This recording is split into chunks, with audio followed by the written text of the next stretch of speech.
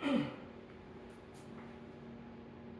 wouldn't say I particularly identify myself as a Peranakan. I think first and foremost, I see myself more as a Singaporean Chinese, but I've always known that there is that heritage, the part of me, my family, my grandparents and my great grandparents were Peranakans.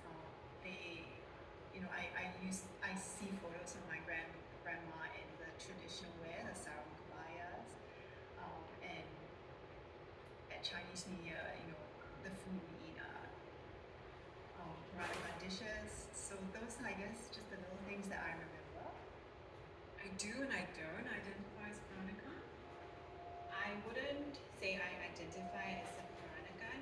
I would say I identify as a Singaporean Chinese. I think it definitely does mean something. It's a little bit special and I hold quite closely still, even though I said earlier on that I don't really identify myself as a Peranakan first.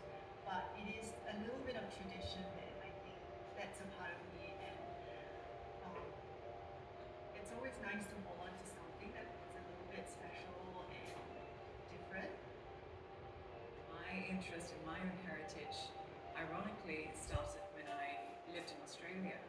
Because in Australia, there's a lot of awareness about the Indigenous people there. And so that actually made me start to question and reflect on my own.